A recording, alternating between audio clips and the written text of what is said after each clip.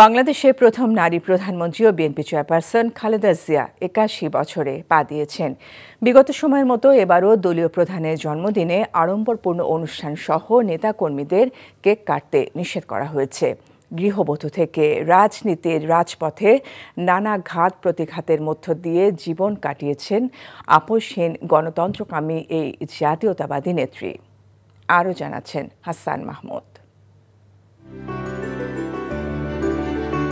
বেগম খালেদা জিয়া বাংলাদেশের ইতিহাসে যার নাম জড়িয়ে রয়েছে এক অনন্য উচ্চতায়, আলো ছড়িয়ে।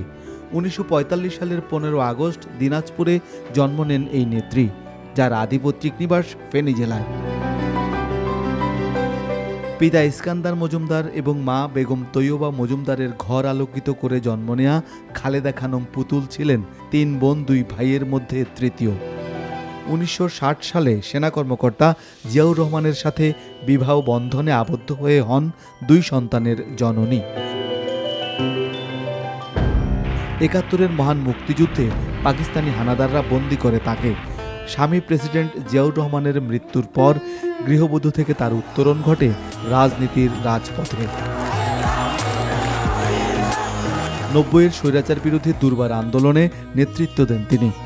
জনতার রায় তাকে আসীন করে দেশের প্রথম নারী প্রধানমন্ত্রীর আসনে। ছিলেন সার্কের প্রথম নারী চেয়ারপারসনও। ৩ বার দেশের প্রধানমন্ত্রীর দায়িত্ব পালন করা এই নেত্রী মানুষের দাবি আদায়ে সোচ্চার ছিলেন রাজপথেও। বিএনপি নেতা কর্মীবৃন্দ ২০১৪ ও ২০১৮ নির্বাচনে হন গৃহবন্দী। 1-11 এবং স্বৈরাচার হাসিনা সরকার তাকে কারারুদ্ধ করে। মামলা হামলার নানা ঘাত প্রতিঘাতের মধ্যেও গণতন্ত্রের জন্যই উচ্চকিত কণ্ঠ ছিল খালেদা জিয়ার। বাংলাদেশের মানুষ বড় সন্তানের নির্বাসন আর ছোট ছেলে আরাফাত রহমানকে হারিয়ে হয়ে পড়েন নিঃসঙ্গ জীবনের বাসিন্দা। নানা জটিল রোগে আক্রান্ত হয়ে সময় কাটে হাসপাতালের বিছানায়। ছাত্র জনতার গণ অভ্যুত্থান পরবর্তী সময়ে দেশবাসীর কাছে আশার কেন্দ্রবিন্দু হয়ে আলো ছড়াচ্ছেন গণতন্ত্রের এই নেত্রী বেগম খালেদা জিয়া।